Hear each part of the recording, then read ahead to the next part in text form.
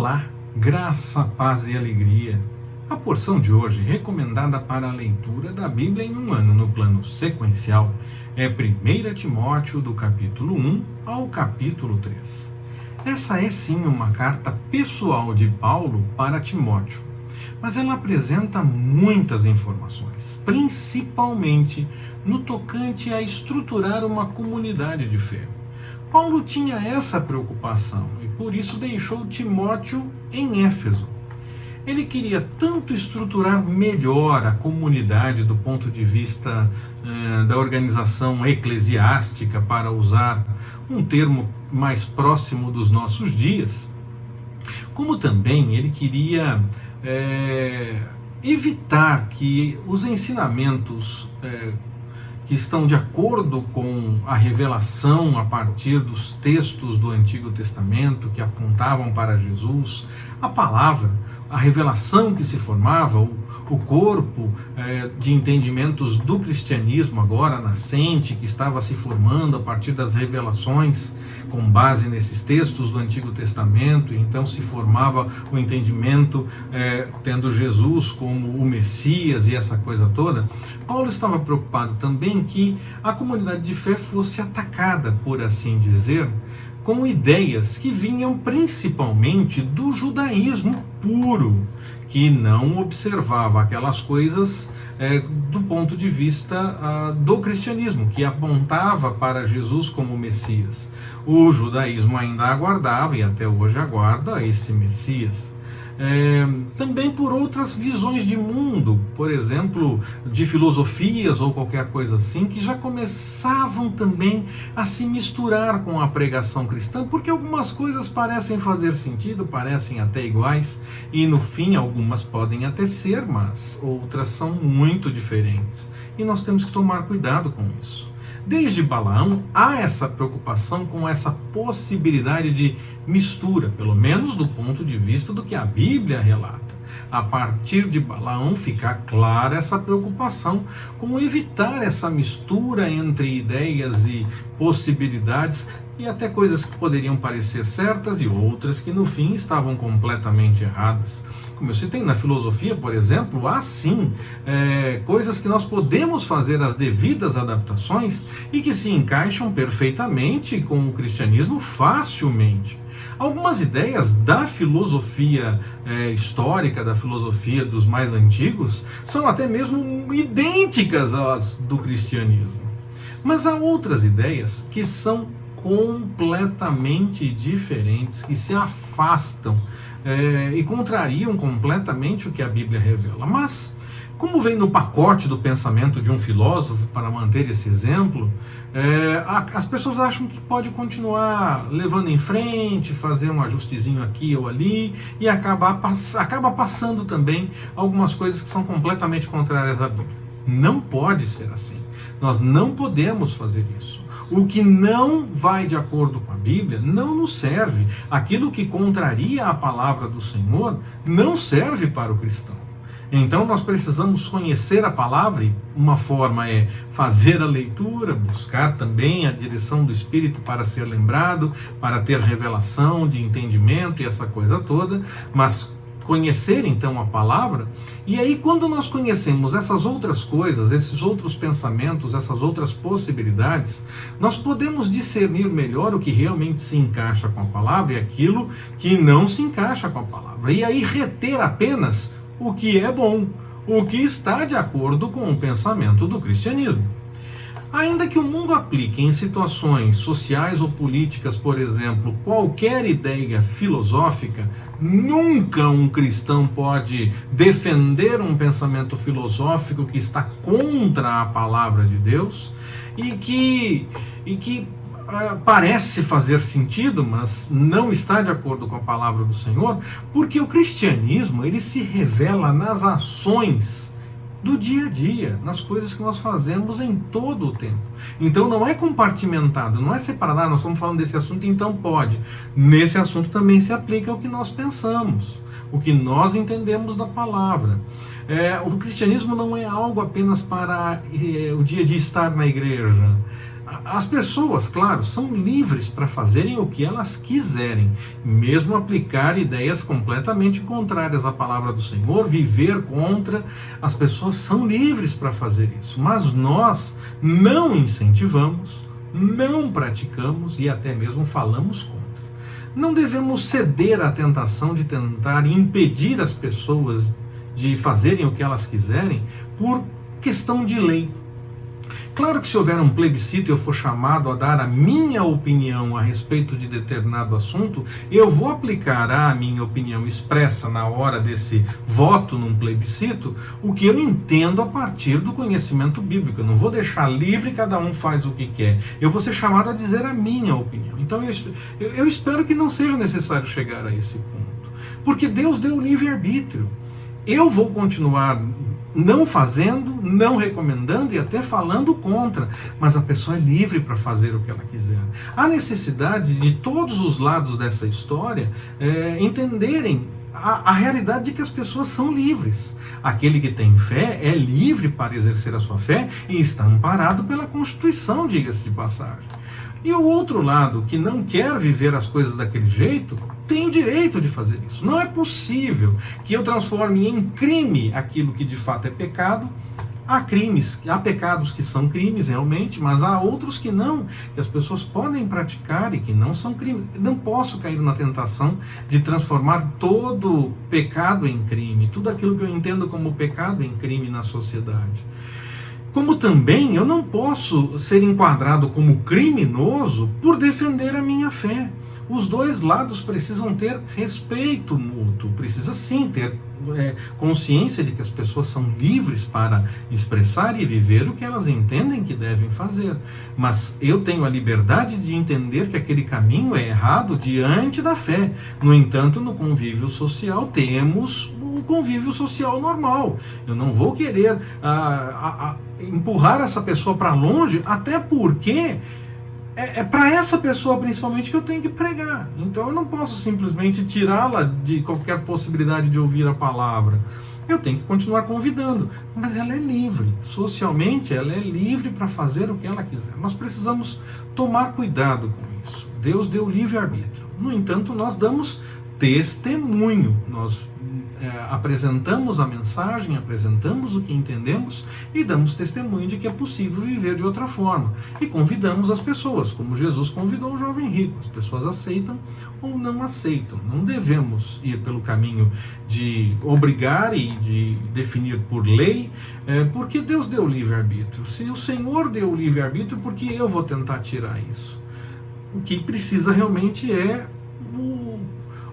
a questão do bom relacionamento entre todos e do entendimento de que as pessoas de fato são livres, tanto de um lado como de outro, do que tem fé e entende que certa coisa é pecado, como aquele que prefere continuar naquele caminho. Aquele que peca não quer que se diga que é pecado? Não, eu posso dizer sim. Agora, eu não posso colocar essa pessoa em posição diferenciada na sociedade como se fosse uma pessoa com mais problemas, mais dificuldade, não aceito certas... Não, não é assim, não é desse jeito. Nós respeitamos as pessoas, mas damos testemunho do que nós cremos e convidamos as pessoas a viverem como nós vivemos, para que possamos buscar juntos a vontade do Senhor. Nessa questão de estrutura de comunidade eclesiástica, entra um ponto nesta carta de Paulo que muitos acabam assumindo como definitivo: a participação das mulheres. Nós já conversamos sobre isso, principalmente quando falamos em Coríntios. Há situações em que Paulo age sim com as mulheres, e há outras situações em que ele diz que elas devem aprender apenas em silêncio. Ele não diz o tempo todo que elas não podem agir, mas há sim situações em que ele diz isso. O que eu entendo então a partir dessa realidade é que havia questões particulares no meio daquela comunidade ou daquela sociedade e que Paulo então aplicava o devido entendimento para cada situação. Quando não havia problemas, as mulheres participavam livremente. Até porque, como diz Gálatas, capítulo 3, versículo 28, por exemplo, não há diferença entre ninguém, nem de sexo, de nacionalidade, de nada, de posição social, nada, não há diferença diante do Senhor. Mas havia situações também em que Paulo dizia, não, tem que tomar cuidado, e dependendo da situação ele mandava até ficar quieto. Se houvesse, por exemplo, na cidade um culto de mistério, onde as mulheres teriam participação preponderante em orgias sexuais no final do culto, porque aquele culto caminhava para isso, eu entendo que Paulo fazia orientação de que as mulheres ficassem em silêncio para evitar confusão de se pensar que o cristianismo tinha aquele mesmo direcionamento. Em outras comunidades onde havia mais judeus ou só judeus, talvez Paulo também fizesse essa recomendação, porque no templo, na sinagoga, as mulheres tinham posição diferenciada, não tinham obrigatoriedade de presença, tinham espaços reservados, não participavam tão ativamente. Então, por conta dessa questão cultural, Paulo também pode recomendar o silêncio. Mas há outras situações onde não tem essa questão de culto de mistério e de orgias sexuais no final de um culto, nem a questão de ser uma comunidade preponderantemente judaica e que aceitou Jesus como Messias, e que Paulo aceita e trabalha com as mulheres sem nenhum problema. Nós vemos em Atos dos Apóstolos muito disso. Havia sim o trabalho de mulheres nas comunidades cristãs. Então, Paulo queria, eu entendo, poupar as mulheres por conta tanto dessa questão de um entendimento errado de que aquela religião também levava para esse culto que terminava numa orgia sexual e as mulheres seriam tratadas dessa forma por homens que ainda não entendiam que o cristianismo era diferente, ou ele estava poupando as mulheres por conta do pensamento judaico do primeiro século. E estava tomando esse cuidado para evitar problemas, que as mulheres tivessem problemas naquele momento. E quando não havia nada disso, ele trabalhava com as mulheres livremente, sem nenhum problema. Ou eu aceito isso, que havia situações específicas quando Paulo dizia que havia necessidade da mulher permanecer em silêncio, ou eu tenho que assumir que ele é extremamente contraditório, e eu não pretendo fazer isso. Então, eu vou por esse entendimento. E se alguma sociedade atual, a situação parecida com aquela se aplicar, a recomendação vai valer da mesma forma. Agora, onde não há situações parecidas com aquelas, aplica-se o ponto em que as mulheres participavam livremente, como nós vemos em outros textos. Quando Paulo mais uma vez entrega para Satanás, muitas pessoas entendem que seria uma condenação eterna já, que ele desistiu mesmo daquela pessoa, porque pau que nasce torto nunca se endireita, não tem jeito, não vai resolver, vai permanecer assim e não tem mais jeito, já resolve assim, deixando de lado. Mas ele mais uma vez, nesse texto de Timóteo, ele diz que essa entrega seria para que a pessoa aprendesse a não blasfemar. Ele não está simplesmente achando que aquela pessoa não tem mais jeito. Ele ainda espera que essas pessoas aprendam algo diante de uma situação adversa qualquer e que elas possam mudar diante da presença do Senhor. Ele não entregou simplesmente para a perdição. Nós precisamos parar de tentar ver o que nos agrada e notar o que o texto realmente diz. Esse texto se compara com aquele de 1 Coríntios capítulo 5, versículo 5. Porque naquele texto Paulo espera que se destrua a carne, mas para abrir a possibilidade de que o espírito seja salvo. Seria como se esperasse que até mesmo qualquer dificuldade pudesse se apresentar, mas que esse sofrimento pudesse abrir a possibilidade da pessoa ter a chance de entender o seu erro e de mudar na presença do Senhor e se acertar com Ele. É claro que isso pode não acontecer. É claro que a pessoa pode não mudar e não se acertar com o Senhor e até mesmo nem concordar que está errada. Mas eu vejo tanto lá em Coríntios como aqui em Timóteo, esse desejo de Paulo, abrir a possibilidade para que a pessoa tenha sim a chance de se corrigir. Para acontecer isso, é claro, depende da pessoa assumir e mudar e se acertar diante do Senhor.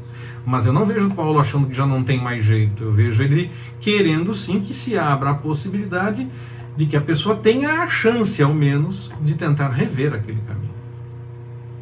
A liderança religiosa devia ser o exemplo, de acordo com Paulo, tanto no episcopado como em qualquer outra situação e ação dentro da comunidade de fé. A preocupação de Paulo inclui essa realidade de ter bom testemunho para que se possa ser bem visto até mesmo pelos de fora da comunidade.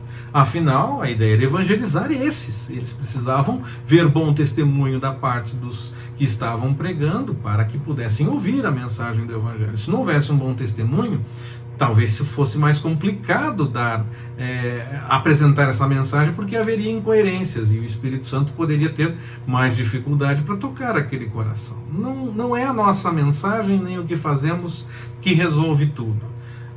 Quem faz realmente acontecer é o Espírito Santo.